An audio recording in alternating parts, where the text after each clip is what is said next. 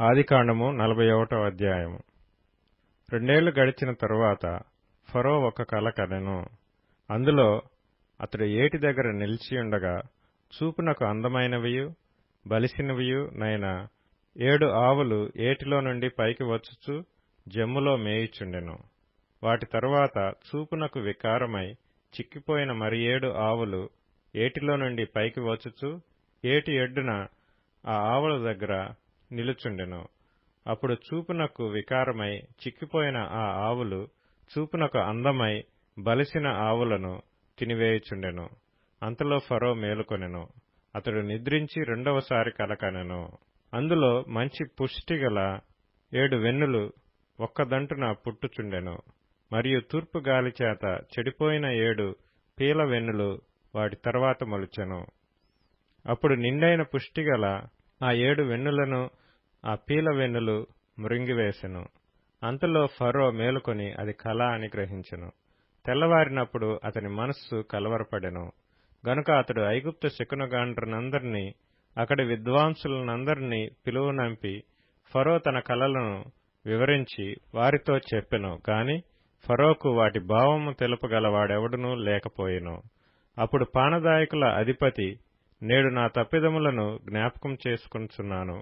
ఫరో తన దాసుల మీద కోపగించి నన్నును భక్ష్యకారుల అధిపతిని మా ఉభయులను రాజ సంరక్షక సేనాధిపతి ఇంట కావలిలో ఉంచెను. ఒక రాత్రి నేను అతడు మేమిద్దరము కలలు కంటిమి. ఒక్కొక్కడు వేరువేరు భావములు గల కలలు చెరియొకటి కంటిమి. అక్కడ రాజ సంరక్షక సేనాధిపతికి దాసుడై యుండిన ఒక హెబ్రీ పడుచువాడు మాతో కూడా ఉండెను. అతనితో మా కలలను మేము వివరించి చెప్పినప్పుడు అతడు వాటి భావమును మాకు తెలిపెను. ఒక్కొక్కని కల చొప్పున దాని భావమును తెలిపెను. అతడు మాకు ఏ భావము తెలిపెనో ఆయా భావముల చొప్పున జరిగెను. నా ఉద్యోగము మరలా నాకు ఇప్పించి భక్ష్యకారుని వ్రేలాడదీయించనని ఫరోతో చెప్పగా ఫరో యోసేపును పిలువనంపెను. కాబట్టి చెరసాలలో నుండి అతన్ని త్వరగా రప్పించిరి.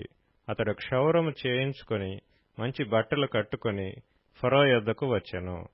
ఫరో యోసేపుతో, నేనొక కల కంటిని, దాని భావమును తెలుపగల వారెవరనూ లేరు.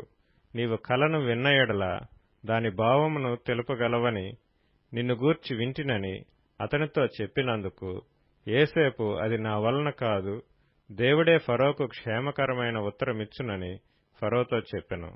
అందుకు ఫరో, నా కలలో నేను ఏటి ఒడ్డున నిలుచుంటిని. బలిసినవియు చూపునకు అందమైనవియు నైన 7 ఆవులు ఏటిలో నుండి పైకి వచ్చి జమ్ములో మేయుచుండెను. మరియు నీరసమై బహు వికార రూపం కలిగి చిక్కిపోయిన మరి 7 ఆవులు వాటి తరువాత పైకి వచ్చెను. వీటి అంత వికారమైనవి ఐగుప్తు దేశమందు ఎక్కడనూ నాకు కనబడలేదు. చిక్కిపోయి వికారంగానున్న ఆవులు బలిసిన మొదటి 7 ఆవులను తినివేసెను. అవి వాటి కడుపులో పడెను గాని అవి కడుపులో పడినట్టు కనపడలేదు. మొదట ఉండినట్లే అవి చూపునకు వికారముగా నుండెను. అంతలో నేను మేలుకొంటిని. మరియు నా కలలో నేను చూడగా పుష్టిగల 7 మంచి వెన్నులు ఒక్కదంటున పుట్టెను. మరియు తూర్పు గాలి చేత చెడిపోయి ఎండిన 7 పీల వెన్నులు వాటి తరువాత మొలిచెను. ఈ పీల వెన్నులు ఆ మంచి వెన్నులను మృంగివేసెను. ఈ కలను జ్ఞానులకు తెలియచెప్పితిని గాని దాని భావమును తెలుపగలవారెవరనూ లేరని అతనితో చెప్పెను. అందుకు యోసేపు, ఫరో కనిన కల ఒక్కటే, దేవుడు తాను చేయబోవుచున్నది ఫరోకు తెలియచేసెను. ఆ 7 మంచి ఆవులు 7 సంవత్సరములు, ఆ 7 మంచి వెన్నులను 7 సంవత్సరములు. కల ఒక్కటే. వాటి తరువాత చిక్కిపోయి వికారమై పైకి వచ్చిన 7 ఆవులను 7 సంవత్సరములు. తూర్పు గాలి చేత చెడిపోయిన 7 పీల వెన్నులు కరువుగల 7 సంవత్సరములు. నేను ఫరోతో చెప్పు మాట ఇదే, దేవుడు తాను చేయబోచున్నది ఫరోకు చూపించెను. ఇదిగో, ఐగుప్తు దేశమందంతటను బహు సమృద్ధిగా పంట పండు 7 సంవత్సరములు వచ్చుచున్నవి. మరియు కరువుగల 7 సంవత్సరములు వాటి తరువాత వచ్చును. అప్పుడు ఐగుప్తు దేశమందు ఆ పంట సమృద్ధి యావత్తును మరువబడును. ఆ కరువు దేశమును పాడు చేయును. దాని తరువాత కలుగు కరువు చేత దేశమందు ఆ పంట సమృద్ధి తెలియబడకపోవును. ఆ కరువు మిక్కిలి భారముగా నుండును. ఈ కార్యము దేవుని వలన నిర్ణయింపబడి ఉన్నది.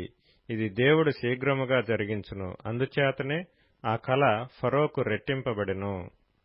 కాబట్టి ఫరో వివేక జ్ఞానములు గల ఒక మనిషిని చూచుకొని ఐగుప్తు దేశం మీద అతని నియమింపవలెను.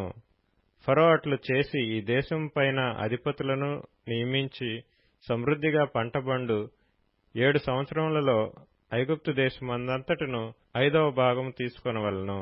రాబోవు ఈ మంచి సంవత్సరములలో దొరకు ఆహారమంతయు సమకూర్చి ఆ ధాన్యము ఫరో చేతికి అప్పగించి ఆయా పట్టణములలో ఆహారమునకై భద్రం చేయవలెను.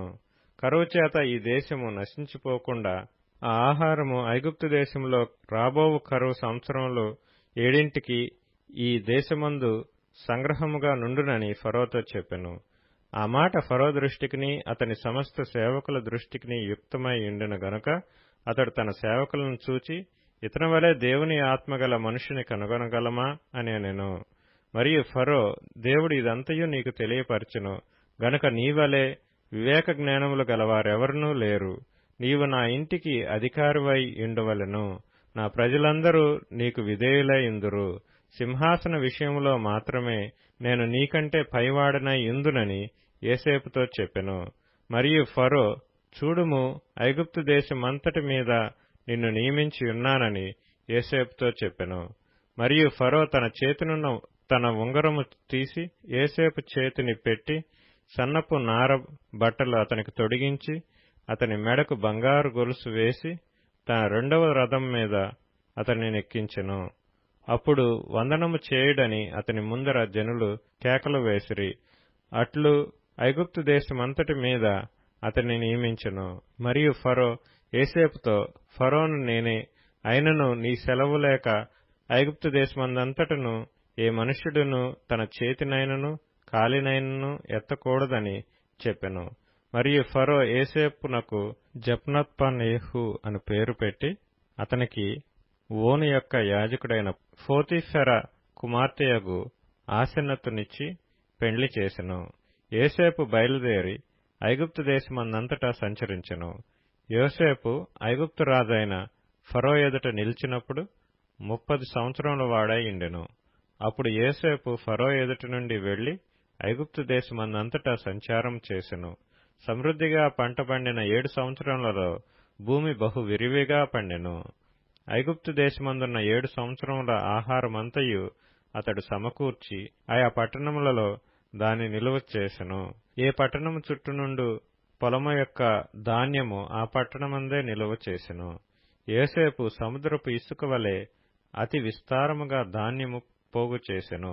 కొలుచుట అసాధ్యమాయను గనుక కొలుచుట మానివేసెను. కరువు సంవత్సరములు రాక మునుపు యోసేపుకిద్దరు కుమారులు పుట్టిరి.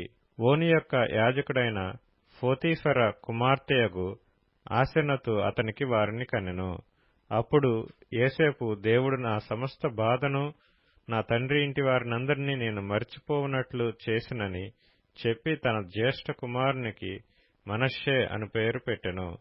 తరువాత అతడు, నాకు బాధ కలిగిన దేశమందు దేవుడు నన్ను అభివృద్ధి పొందించినని చెప్పి 2వ వానికి ఎఫ్రాయిము అని పేరు పెట్టెను. ఐగుప్తు దేశమందు సమృద్ధిగా పంట పండిన సంవత్సరములు గడిచిన తరువాత యోసేపు చెప్పిన ప్రకారము 7 కరువు సంవత్సరములు ఆరంభమాయెను.